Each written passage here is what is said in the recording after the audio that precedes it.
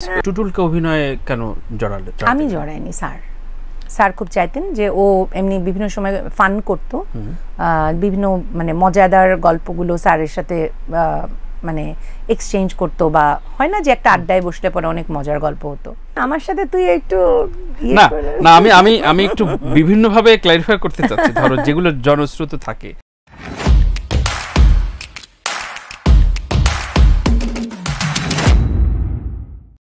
এই বিষয়গুলো অনেকে হয়তো একটু ঈর্ষার বড়ি খেয়েই বলে যে অন দ্য সেট যেমন হুমায়ুন আহমেদকে খুব ডিক্টেট বলবো না, খুব প্রভাব ফেলতো।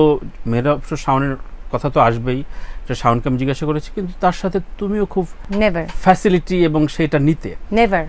স্যারের সাথে জীবনে আমি একটা জিনিস সবসময় মেনটেন করেছি, স্যারের সাথে আমার বলাই ছিল যে স্যার, এবং এটা টুটুলের সাথে আমি শেয়ার করেছিলাম যে স্যারের সাথে আমার সম্পর্কটা হবে পারিবারিক সম্পর্ক। ওনাকে আমি ভালোবাসি, ওনাকে আমি পছন্দ করি আমার অ্যাজ আ ফাদার ফিগার হিসেবে। ওনার সাথে আমার কাজ করবার দরকার নেই। আমি কিন্তু অনেক কাজ করিও নি, করাও হয়নি, এমন না যে তুই অগন্তি কাজ পাবি আমার রেগুলার একটা না সব কাজ নকল করেছে এরকম না হয় না। খুব স্পেশাল ক্যারেক্টারগুলো ছাড়া স্যার আমাকে বলতেনও না, কারণ উনি জানতেন এই ক্যারেক্টারটা তানিয়াই করতে পারবে। আমি আজকে এইটুকু চ্যালেঞ্জ দিতে পারি, যারা অনেক কিছু বলে যে আমি এটা করেছি ওটা করেছি, আমি তাদেরকে চ্যালেঞ্জ দিতে পারি তারা এসে আমার সাথে ওই ক্যারেক্টারগুলো প্লে করুক। I want to C them acting. যদি মানে স্যারের বিবেচনাটা ডেফিনেটলি, এবং টু বি ভেরি অনেস্ট শাওনের ক্ষেত্রে যে মানে যে জায়গাটা বলে না, স্যারের ক্ষেত্রে ভাই স্যার অন্য লেভেলের একটা মানুষ। মানুষ বলে যে প্রভাব ফেলা বা এই করা সে করা অনেক কিছু, আমি তো আমার যতটুকু সময় আমি দেখেছি, আমি আগে পরের বিষয়ে আমি বলতে পারবো না, আমার যে জায়গাটুকুতে আমি দেখেছি স্যারের এরকম একটা জায়গা গেছে যে স্যারের রূপালী রাত্রি বলে একটা টেলিফিল্ম আমরা করব, সেই টেলিফিল্মে প্রথমে নির্বাচিত হলো, স্ক্রিপ্ট পড়া হলো, আমাকে যে ক্যারেক্টারটা করা হলো, শাওনকে একটা ক্যারেক্টার দেওয়া হলো, টুটুল ওটাতে অভিনয় করেছিল, এবং আরও অন্যান্য যারা ছিল, যে চ্যালেঞ্জার ভাই ছিলেন, সবাই ছিল, রিয়াজ ভাইজান একটা খুব ছোট্ট ভাইটাল ক্যারেক্টার, খুব সুন্দর ক্যারেক্টার করেছিলেন। সেখানে মেইন কাস্ট মানে যে ক্যারেক্টারটা ছিল, যেটা বেস করা মেইন বলে আসলে স্যারের ওখানে, কিন্তু আমার কাছে যেটা মনে হয়, আমি স্যারের নাটকগুলো দেখলে মনে হয় যে সবই মেইন, সব ক্যারেক্টার। স্যারের উপন্যাস পড়লেও মনে হয় যে এটা আমি, স্যারের উপন্যাসে মনে হয় যে ওই ক্যারেক্টারটা সেটা যদি আমি হতাম এরকম লাগে, কিন্তু স্যারের গল্পগুলোতেও তাই। ইভেন বুয়ার যে করে সেও ইম্পর্টেন্ট ওখানে। সো কোনো আনইম্পর্টেন্ট ক্যারেক্টার আমার কাছে আমি দেখিনি স্যারের ইয়েতে। গেল এক। দ্বিতীয় হচ্ছে ওখানে স্যার রিডিং পড়বার সময়ই বললেন যে আমার কাছে কেন যেন মনে হচ্ছে কুসুম এই ক্যারেক্টারটা, যেহেতু ওটা টুটুলের বউয়ের ক্যারেক্টার ছিল, বলছে টুটুলের বউ করছে, এটা কেমন যেন লাগছে আমার কাছে মনে হয় যে এই ক্যারেক্টারটা করবো, এই ক্যারেক্টারটা তুমি করো আর এটা তানিয়া করুক, এবং ওই ক্যারেক্টারটা এরকম ইয়ে। তো শাওনও বললো যে এই ক্যারেক্টারটা আমি করতে চাই, ও খুবই ইন্টারেস্ট নিয়ে। এবং মজার বিষয় যেটা হলো যে আমি কিন্তু ওই ক্যারেক্টারটার জন্য স্যার যেহেতু আমাকে বলেছিলেন সব ড্রেস আপ, স্কার্ট অমুক সমুক এগুলো সব কিছু আমি ওইভাবে রেডি করেছি, আর শাওন করেছে ওই ক্যারেক্টারটার আরেকটা যেটা ছিল সেই ক্যারেক্টারটার। কিন্তু ক্যারেক্টার যখন পাল্টে গেল, তখন যেটা হলো খালি জিনিসগুলো আমরা এক্সচেঞ্জ করে নিয়ে আমি কাজ করেছি। আমার এই স্যারের সাথে কাজের এক্সপিরিয়েন্স আমি কখনো দেখিনি যে স্যার কোনো ক্যারেক্টারে কম্প্রোমাইজ করেছেন।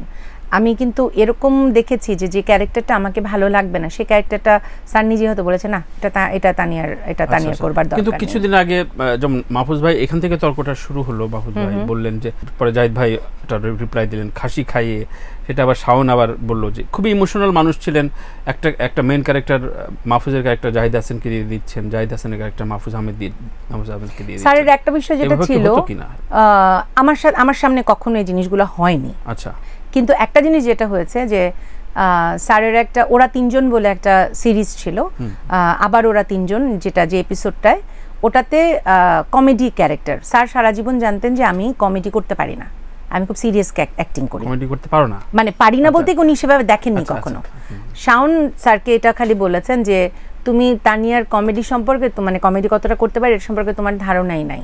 তো স্যার তো কারো অন্যান্য, এটা কিন্তু স্যারকে আমরা সবসময় বলতাম যে স্যার অন্যান্যদের কাজও একটু দেখতে হবে আপনাকে, তো স্যার খুব একটা বাইরের কাজ দেখতেন কম। তো এরপরে যেটা হলো যে ঠিক আছে আমি একটা সিন আগে লিখি, তারপর দেখে আমাকে তো স্যার বললেন যে তুমি একটা সিন লিখেছি, আগে তুমি কাজটা করবা, তারপর আমি দেখবো যে কিভাবে। তা আমার তো সেই একই কথা, যে পরীক্ষা আপনি নেন, রেডি আমি আছি। আমি স্ক্রিপ্ট তো পড়ে গেছি ওভাবে করে স্যারের, কারণ স্যারের ওখানে স্ক্রিপ্টের একটা মানে বিষয় থাকতো, কমাদারি চেঞ্জ করা যেত না, একদম মানে কমাদারি চেঞ্জ করলে মিনিংই চেঞ্জ হয়ে যেত, জিনিসটাই বদলে যেত। তো প্রথম সিন যেটা হলো, প্রথম সিনটাই হলো মানে আমি কাউকে কথা বলতে দিই না, মানে ডায়লগগুলো তাহলে বুঝতে পারছিস, এক ধারছে আমার ডায়লগ, কিন্তু কাউকে কথা বলতে দিই না। ডাকাত এসেছে, আমার ভাগ্নি বাড়িতে ডাকাত পড়েছে, আমি ওই বাড়িতে ঢুকে ডাকাতকে মানে এটা এন্ড হয় হচ্ছে ডাকাত ইয়ের পারে বসে বসে পাগড়ি টাগড়ি মানে ইয়েতে উইক টুইক পরে বসে আছে, মানে সে কথা বলার অবস্থায় নেই, মানে আমার কথার তোড়ে সে উড়ে গেছে। মানে শুরু থেকে আমি যখন যে সিনটাতে এন্ট্রি হই, সেই সিন থেকে একদম লাস্ট পর্যন্ত শুধু আমারই কথা। কিন্তু সেটা কিভাবে হয়েছে, সেটা কি একবারে হয়েছে? নো। প্রথম সিনটা আমি যখন করলাম, প্রথম সিনটা যখন আমি করলাম, স্যার বললেন যে তুমি দেখি ক্যারি করতে পারো কিনা। আমি জি স্যার, অসুবিধা নেই। কারণ আমি সবসময় আমি এটা শুরুতেই বলেছি যে আমার পরীক্ষা দিতে আমার খুব ভালো লাগে, বিশেষ করে অভিনয়ের ক্ষেত্রে আমার পরীক্ষা দিতে খুব ভালো লাগে। কেউ আমাকে ছোট করছে বড় করছে না, এটা কোনো বিষয় না। একটা বড় আর্টিস্ট একটা যে কোনো ক্যারেক্টারই যে ভালো করবে এরকম কোনো কথা নেই। পৃথিবী জুড়ে কিন্তু অনেক বড় বড় আর্টিস্টকেও বিভিন্ন টেস্ট দিতে হয়, স্ক্রিন টেস্ট দিতে হয়, বিভিন্ন ক্যারেক্টার সে মানাবে কিনা বা হবে কিনা। তো স্যার যখন এটা দিলেন, আমি মনে করলাম যে এটা আমার স্ক্রিন টেস্টের মতো, আমি দিচ্ছি, আমি করে দেখি। আচ্ছা, আমি তো আমার মনের মাধুরী মিশিয়ে আমাকে যেভাবে মানে স্যার যে ডিরেকশনটা দিয়েছেন সেটা ঠিক আছে, তারপরে আমি আমার মতো করে করেছি। করবার পরে যেটা হলো, স্যার দেখছি খালি লিখছেন, খালি লিখে যাচ্ছেন, আর লেখার পর একটার পর একটা সিন আছে, সব খালি আমার সিন, সব শুধু আমার সিন, আমার সিন, আমার সিন, আমার সিন। সো এটা তো আমি ওন করেছি, এটা আমি I own that thing, like মানে এই ওন কিন্তু মানে আমি উইন করেছি। আমি তো এটা এই উইন করাটাকে যদি কেউ বলে যে আমি মানে স্যার আমাকে পক্ষপাতিত্ব করেছেন, তাহলে তো খুবই ভুল। তো হুমায়ুন আহমেদের কাজ নিয়ে একটা সন্দেহ পোষণ করা হয় যে প্রোডাকশনের ব্যাপারে। আমার কথা হলো যে মির্জা সাহেব যে ক্যারেক্টারটা, যেটা নূর ভাই প্লে করেছেন, আর কি কেউ আছে এটা প্লে করবার মতো? না, আমি বলছি মানে আমি একটা উদাহরণ দিয়ে বললাম যে চরিত্রগুলো উনি যাকে যেভাবে দিয়েছেন এবং সেই ক্যারেক্টারটাকে নিয়ে যে তানিয়া এটা প্লে করবে, তানিয়া কিভাবে করবে, এটা সুন্দর যেন হয়, সেটাকে উনি ওইভাবে করে গুছিয়ে লিখবার মতো ক্ষমতা কজনের ছিল, কজনের আছে? তো তানিয়া আহমেদ দীর্ঘদিন যখন কাজ করার পরে তুমি টুটুলকে অভিনয়ে কেন জড়ালে? আমি জড়াইনি, স্যার খুব চাইতেন যে ও এমনি বিভিন্ন সময় ফান করতো, বিভিন্ন মানে মজাদার গল্পগুলো স্যারের সাথে মানে এক্সচেঞ্জ করতো, বা হয় না যে একটা আড্ডায় বসলে পরে অনেক মজার গল্প হতো। তো স্যার ওকে বলেন যে তুমি এত সুন্দর মানে এত সুন্দরভাবে অ্যাক্টিং করে করে এগুলো করো, স্যারও করতেন ওরকম, তো দেখি ক্যামেরায় তুমি কেমন করো। স্যার ওকে মানে ইনসিস্ট করেছিলেন। ইট ওয়াজ নেভার মি। আমি কখনোই আসলে আমার কথা হলো যে আমি ইনসিস্ট করিনি, আমি বলেছি যে যদি করতে পারো খুবই ভালো। আমি ইনসিস্ট করা তো একটা আলাদা জিনিস, যে পুশ করা, যে আমি ওকে কখনো পুশ করিনি। Insist it's like in a sense যদি বলিস যে তাকে ইন্সপায়ার করা, ডেফিনেটলি আই ডিড দ্যাট। কিন্তু যদি বলিস যে ইনসিস্ট করা, যে পুশ করা, আই নেভার ডিড দ্যাট। আমি কাউকে কখনো পুশ করি না। আমার পরিবারে আমি অভিনয় করি, আমার ভাই কিন্তু পরিচালনায় আছে। ওকে একটা নাটকে ওকে বললাম যে তুমি অভিনয় করো, অভিনয় করতে গিয়ে ওর হাত পায়ে ঘাম টাম ছুটে টুটে শেষ হয়ে গেল, তারপরে বললো যে ওর দ্বারা হবে না। আমাদের 5 মামার ভেতরে 2 মামা ফিল্মে প্রতিষ্ঠিত, কিন্তু সুপারস্টার, কিন্তু আরেক মামা যে আছেন কামাল পারভেজ, জীবন নৌকা বলে একটি নাটকে এই ফিল্মে সে অভিনয় করেছিল, এবং তার মতো জি কামাল ফিল্মসের অনেক অনেক অনেক মানে অসংখ্য সুপার ডুপার হিট ফিল্মস আছে। কিন্তু কামাল মামা ওই জীবন নৌকাতে অভিনয় করতে যাওয়ার, কারণ কামাল মামা দেখতে এত সুন্দর, আমার 5 মামার ভিতরে আমার ওই মামা হচ্ছে 6 ফিট হাইট এবং ডার্ক, যেটাকে আমরা বলি যে দেখতে সুন্দর, আমাদের ছেলেদের যে ইয়েটা থাকে যে টল ডার্ক হ্যান্ডসাম, এটা বলি না, ভয়েস, আমার ওই মামার ভয়েস অসাধারণ, গমগমে ভয়েস, টল, এরকম 6 ফিট ডার্ক একদম। এবং এখন পর্যন্ত যে মামার তো এখন বয়স হয়ে গেছে, এখনো ওই মামার কিন্তু চুল একেবারে অরিজিনাল এখনো আছে, সুন্দর চুল, চাকরা চুল, সিল্কি চুল, লম্বা, এবং এত সুন্দর আমার ওই মামা দেখতে। মানে আমার একটা যে বড় মামারা তার ধারে কাছে না, কিন্তু যখন মানে জীবন নৌকায় গেলেন, জীবন নৌকায় অভিনয় করতে গেলেন, উনি কিন্তু ফেল করেছেন। উনি আর জীবনে কোনোদিন বলেন উনি যে আমি অভিনয় করব। তো অভিনয় বিষয়টা না আসলে সবার দ্বারা ওইভাবে করে হয় না।